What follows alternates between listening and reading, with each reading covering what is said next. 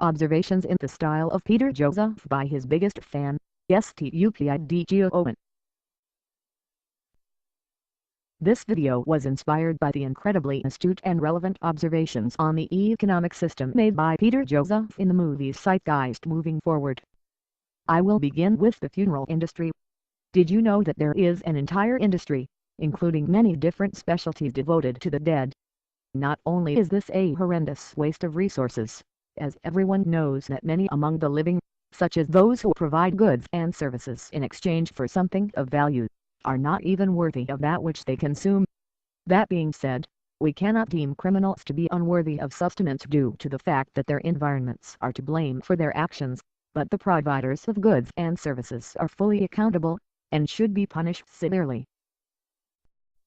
After all, as stated by the experts in Zeitgeist Moving Forward, it is environment which determines behavior, which is why Adolf Hitler's hometown produced hundreds of people of his age group who became leaders of nations and instituted programs of mass genocide against Jews, which is why there are no longer any living Jews from the European Jewish communities.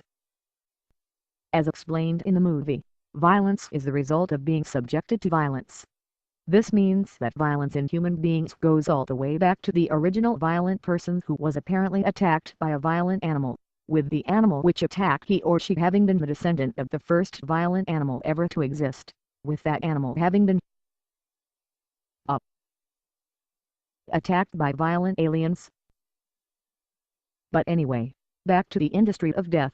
Right now, in your very city or town are corpse painting bloodsuckers who treat your deceased loved ones like life-sized Barbie and Ken dolls. They work in collusion with those who charge you for the boxes they use to dispose of your grandma's remains. Then there are the coroners who get paid to diagnose your uncle's death by cheeseburger, with his having paid the rotten cholesterol hawkers of the fast food industry for the privilege of a stay in an apartment only double the size of a Japanese hotel cubicle when his corpse isn't being defiled by a guy who may be involved in a necrophilia pornography ring for all you know. All of these persons actually make their living, or killing, from death. There are many others who profit from death, such as exterminators, for example. These sadists feed their families on money you pay them for killing you, as we are all one with every aspect of the universe. The next time you see a bug splattered on your windshield, or an animal which has been murdered by someone in a hit-and-run homicide/suicide, I hope you will consider discontinuing your use of motorized vehicles. I also hope you will not cringe or hold your nose when you smell the animal's rotten flesh, but that you will embrace that smell and say aloud, or at least within yourself, "That stench was me." I think I have made clear the fact that funeral parlors, coroners' offices, and pest extermination companies, along with motor vehicles, must be abolished in order for mankind to progress. They are an incredible hindrance to our planetary evolution. I'm sure we are all capable of placing the corpses of our dead onto our handlebars, riding out to the nearest body of water, and tossing them in. One might even wish to keep a lock of hair from a loved one, or perhaps a hand. This would hardly be allowed by the corrupt funerary establishment. Another option would be to leave the deceased outside for a few days as you allow nature to take its course.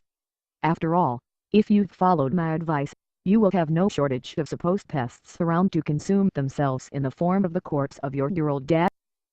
I would like to commend Peter Joseph on standing up to industry with his castigation thereof on the issue of products which do not last forever. This is an especially challenging topic to take on due to the fact that Joseph, in the original Zeitgeist movie, made it clear that industry is responsible for hindering technological progress.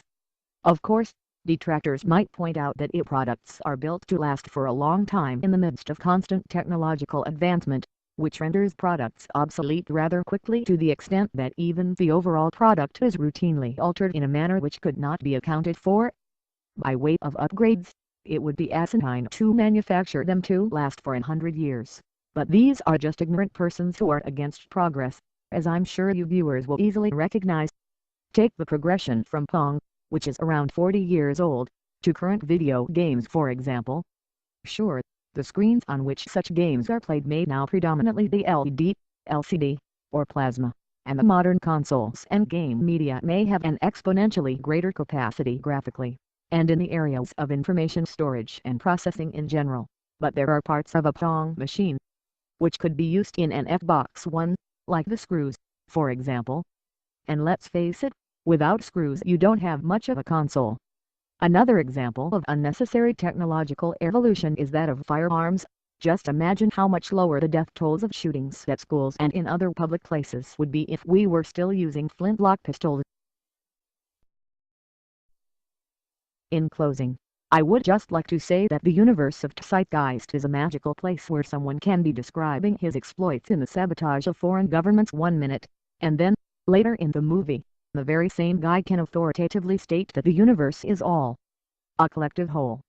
Why, I've even witnessed a guy speaking as though he were an expert on genetics, and then claiming that there is a set standard as to what makes the human healthy and well-adjusted, which just happens to require that the economic system as it is currently cease to exist.